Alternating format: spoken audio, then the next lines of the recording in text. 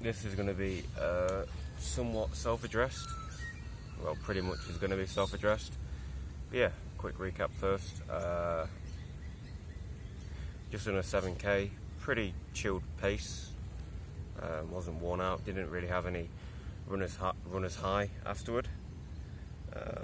Yeah, pretty relaxed. I was told by Sydney last night that I should probably not be going so ham, and my self-improvement mindset reacted in saying, well, in thinking, oh no, I should just keep going, keep pushing myself, I don't want to be slacking.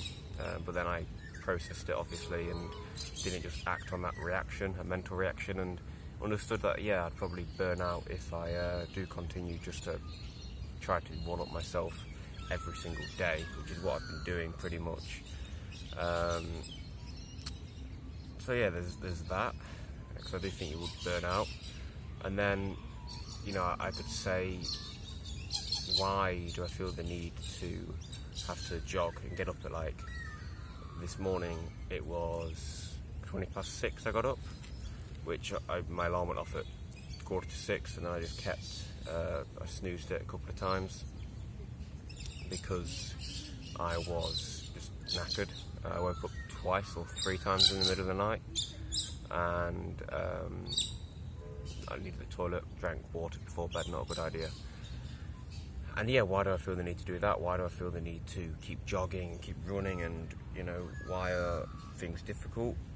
Why can't I just do them and not have to train to do them or whatever? Why is it difficult? Why can't I act perfectly? There are people who do seem to be just acting perfectly, and may say that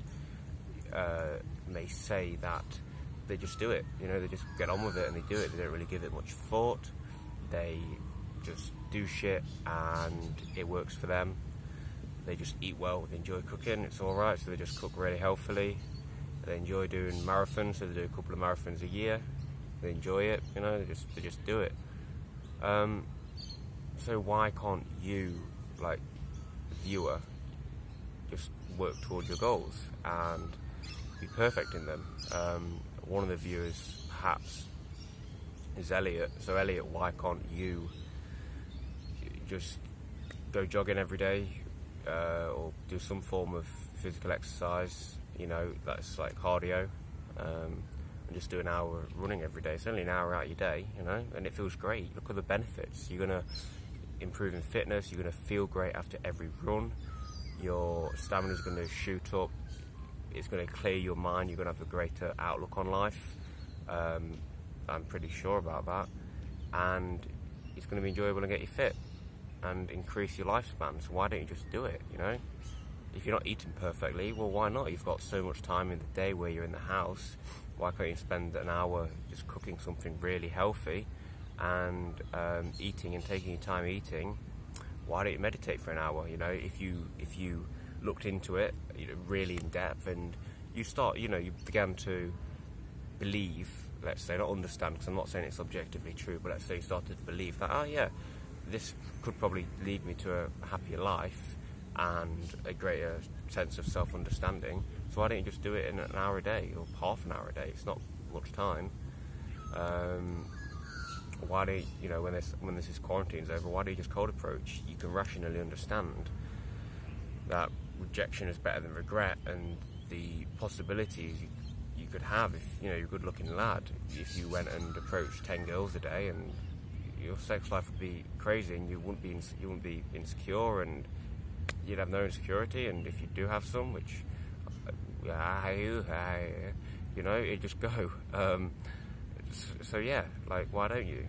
And there are 2 points. The first one is that life's hard.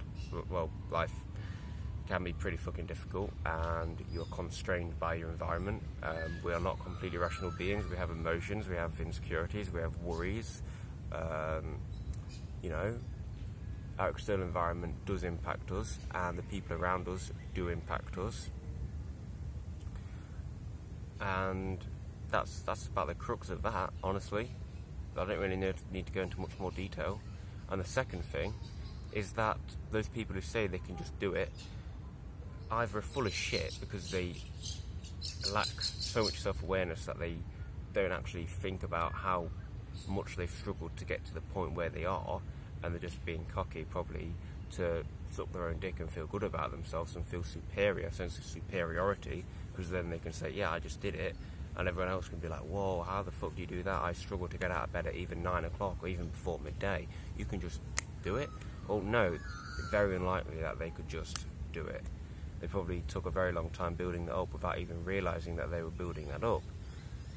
Then when you start asking questions, then you start actually seeing them as human, because they start exposing themselves as merely human, as someone who has difficulties in achieving arduous tasks such as getting up early, running a marathon, whatever. Those are very different, but yeah. Another point is that they may be able to just do it, but they were probably trained and conditioned from an early age to have this sort of mindset, have this sort of attitude toward life. It's not just an attitude toward life, but they may not have had as much strife and toil and pain and difficulty and suffering in their lives. They may have been quite less fortunate, whatever word you want to use, to not have had so much pain and difficulty. And yeah, their pain and difficulty may have just been in the training and everything, and that's what they see as a absolute necessary facet of their lives. So they don't see it as something optional, it's pretty much necessary. So yeah, there are those 2 points. Last night I had one of the best conversations I've had in a long time with that girl I was really insecure about, Emma. I was talking about yesterday in the vlog.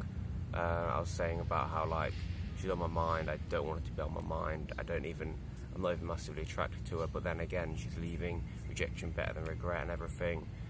And then last night we just had an incredibly, I don't think I've ever made a girl laugh that much.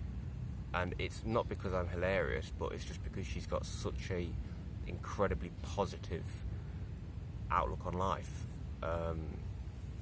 She was telling me about this meditation retreat she recommended in Thailand, like a monastery, should I say. We do 6 hours of different types of meditation a day, accumulated,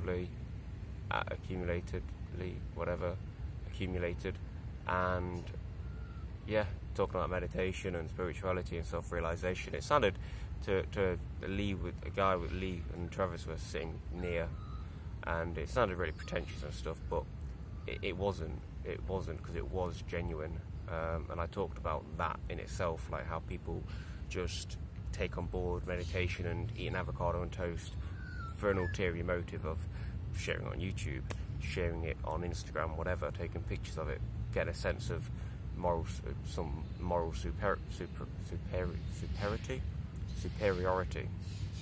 And yeah, just the laughs were just, even on my part, I was laughing a lot.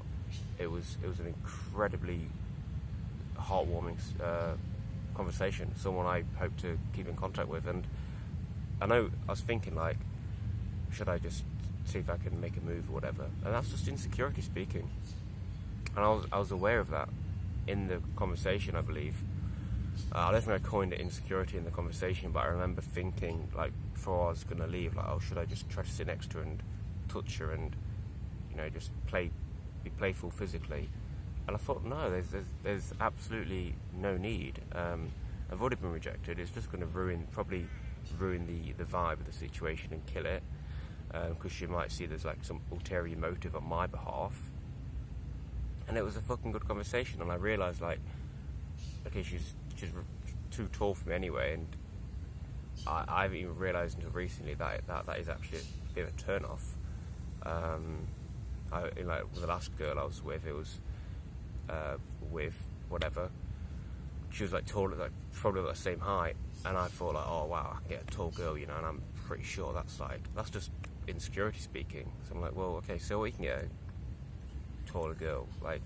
Does that mean you're worth more as a person? No, not at all. No, it doesn't actually at all. I mean, I'm trying to think about how it's harder to get a girl like that and maybe it is, but they can have their own problems, their own insecurities, and then also and it could reflect that I'm better at flirting or whatever, but that doesn't mean I'm a better person or a more worthwhile person. So yeah, I realised I'm not even that attracted to her, and it was just purely from a point of insecurity, which is quite interesting. And I recognised that, or recognised I was having those thoughts and accepted them, dismissed them, and I just had a fucking incredible conversation. And then I had a weird fucking dream, and then I woke up twice because I drank like 1.5 litres of water within the hour before bed. Tomorrow I weigh myself, which I'm quite looking forward to. Hopefully I'm like 170 to 171. I shouldn't be focused on that too much, but it's something that is keeping me ticking on. Seeing on the scale my body improve. Yesterday I looked at myself in the mirror and I thought I saw a bit of like reduction in fat. I looked at a video from the night before I left for Australia, and I am chubber. I am quite chubber. Yeah, probably more than I ever have been in years.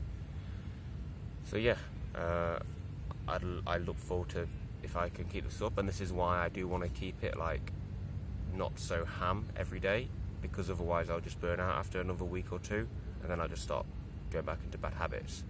I need to slip myself into the routine and not just expect everything from myself like that.